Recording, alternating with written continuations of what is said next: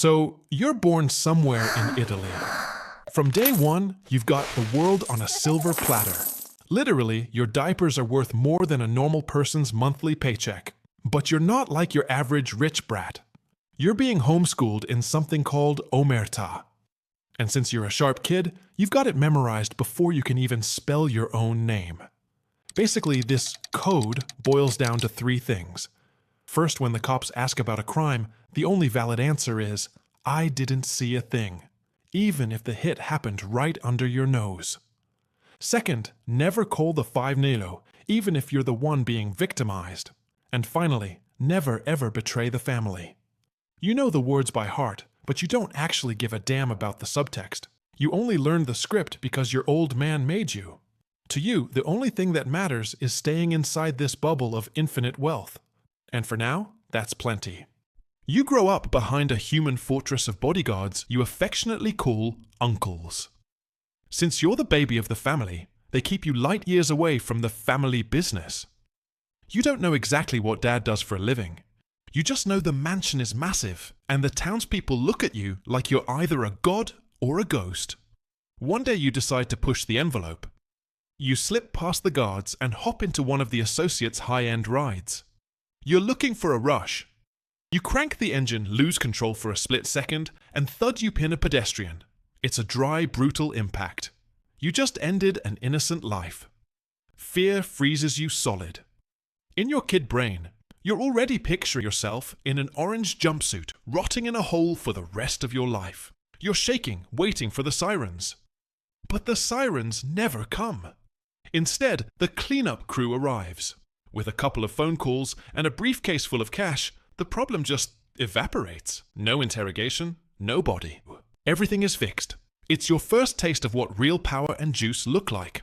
Deep down, you're still a terrified kid, but you've just learned that in this world, the law is just a suggestion for people like you. Lately, the family business has less competition, which in your world is just code for fewer people left alive trying to put a hit on you. Because of the peace and quiet, they let you attend a mainstream school. Even though your bodyguards are watching you from the shadows, like hawks in tailored suits, you're finally surrounded by kids your own age. But there's a snag. You're terrified. You don't dare speak to anyone, so you just stand in the corner of the playground, isolated by your own freak factor. Then you spot something interesting. You see another rich kid buying lunch for everyone in the cafeteria. Instantly, he's the most popular guy in the room. Everyone's swarming him like flies on honey. Your brain connects the dots. The next day you mimic that strategy, but you crank it up to 11. You start flashing Benjamins and buying loyalty with high-end gifts and gourmet food. It works like a charm. You learn a priceless lesson. Loneliness is just a financial problem with a cash solution. Now you have plenty of friends, or rather an entourage of people who love what's in your wallet, not who's behind the name. This is the second time you realize money is magic.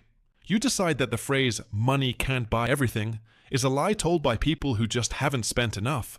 You're living the dream surrounded by a fan club you literally bought and paid for.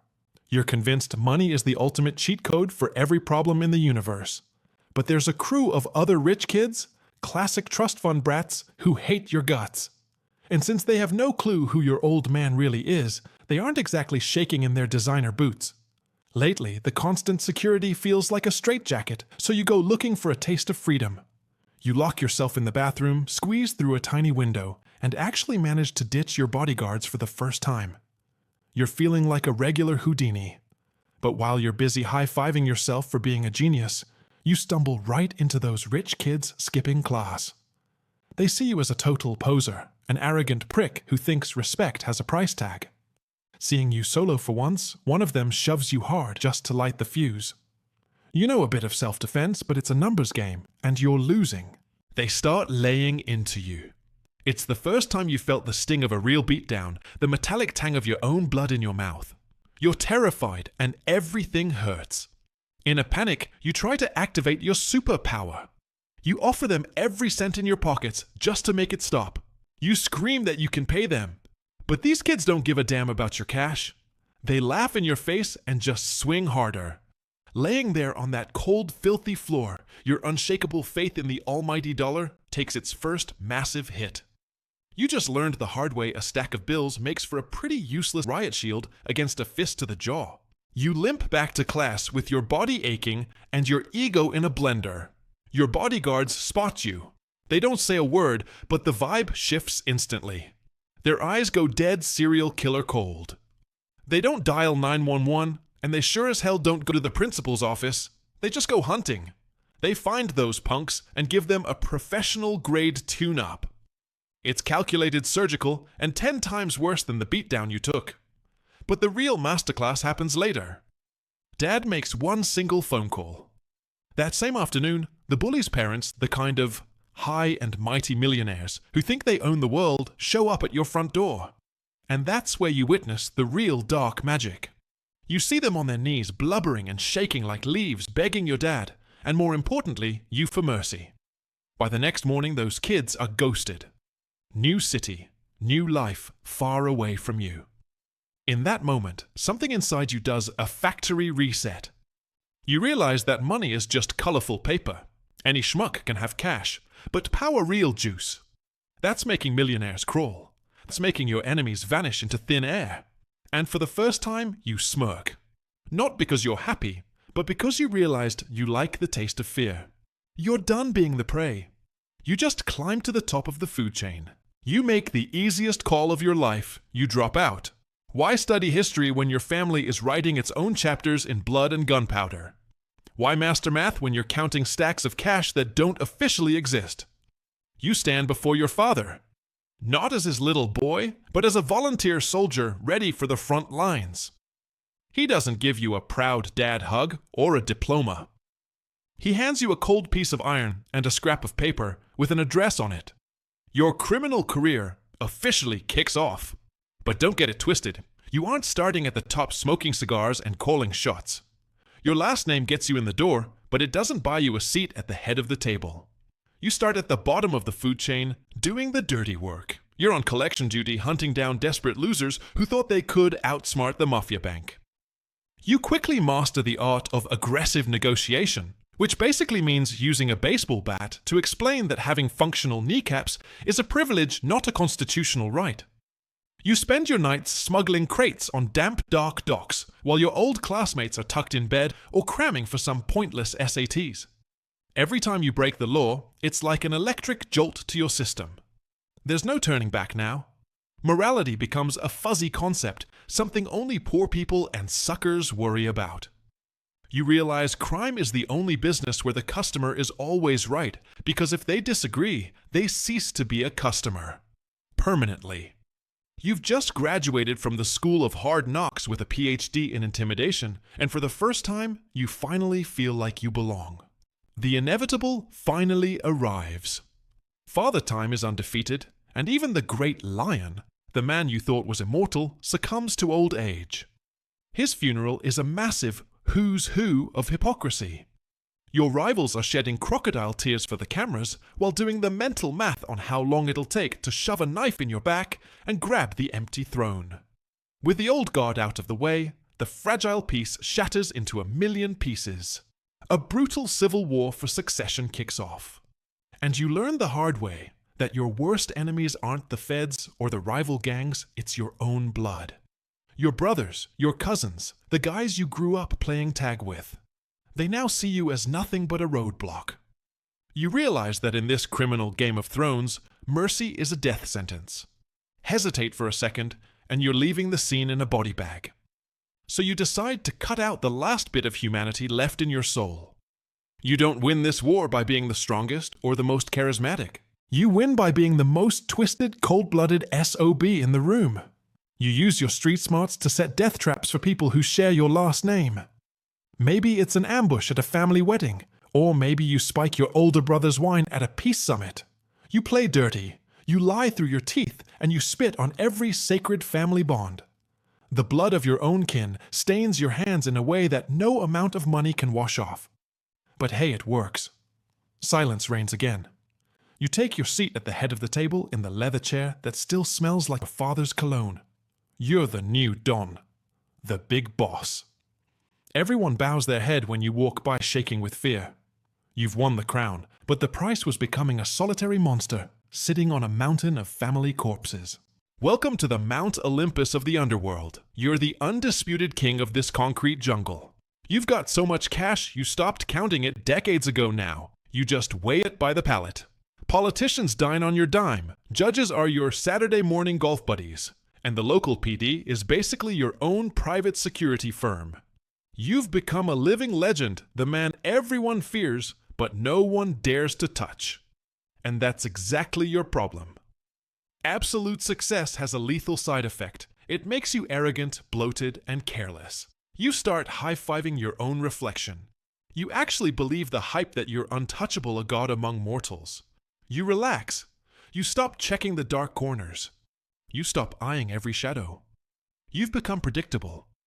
While you're busy enjoying your great Gatsby parties and your false sense of security, something new is brewing in the streets. A new breed of criminals is rising. They're young, they're starving, and they're hyper-violent.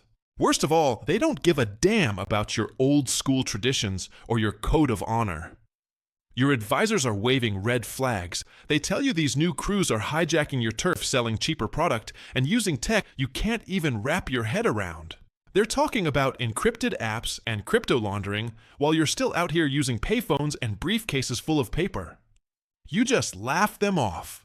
You call them low-class amateurs. You think a lion shouldn't concern himself with the opinions of sheep. What you don't see is that they aren't sheep. They're a pack of rabid wolves. And you're just a fat, slow lion who forgot how to hunt. You're sleeping soundly on your golden throne while they're soaking the foundations of your castle in gasoline. The wake-up call is a punch to the throat. It's not the smell of fresh coffee that rouses you. It's the ear-splitting roar of C4. Those young wolves you brushed off. They're done waiting. They've launched a full-scale surgical strike, and they've tossed your old-school rulebook in the trash. They hit your estates, your fronts, and your crews all at the same time. Blind with desperate rage, you try to hit back. You're screaming orders into phones that are already tapped, sending your soldiers into meat grinders the enemy has already scouted with 4K surveillance drones. Your war is over before it even starts. It's a one-sided slaughter. Your empire, the fortress of blood and fear that took you decades to build, evaporates in a single night of fire and snitching. You're not the king anymore. You're just a target. You've got no move left but the loser's exit. One, you grab an old duffel bag and stuff it with every dollar you can find, a few million, which is basically pocket change compared to what you used to have. You scuttle out the back door like a terrified rat while your mansion burns behind you. You jump into some random sedan and floor it into the dark, your heart hammering against your ribs like a drum. As you watch your defeat in the rearview mirror, you start gaslighting yourself. You tell yourself this is just a strategic retreat. You swear you'll be back. You swear you'll reclaim what's yours and take everyone's head. But in reality, the game is already over. You're laying low in the hood, miles away from the penthouses and the luxury that used to be your home. Suddenly, a pack of street thugs cuts you off. They're young, gritty, and dangerous. They spot your gold Rolex and those $1,000 shoes. Your old boss instinct kicks in. You roar at them with everything you've got. Do you even know who I am? I own this city. But they don't see a king. They just see a delusional old man in a suit that costs more than their life. They laugh and jump you. It's a cruel sense of déjà vu, but this time there are no uncles in the shadows to bail you out. They beat you senseless, strip you of your watch, your wallet, and your dignity. You hear the sickening crunch of your own bone as they snap your leg. They leave you rotting in the mud, bleeding and whimpering. Then you see them, the blacked-out SUVs of your enemies. They found you. Panic takes over. With a broken leg, you crawl like a wounded animal toward the only exit, left a stinking open sewage pipe. You squeeze into the darkness, surrounded by filth and literal rats. And there, in the foul silence of the sewer, you wait. Hours turn into days. The fever spikes. The pain is unbearable. No one is coming for you. You die alone, shivering from the cold, and the fear while the city you once ruled keeps on spinning without you. No one will ever know that the king died as rat food in the trash. That's a wrap for today. I'll be dropping more stories like this soon. Hit that subscribe button so you don't miss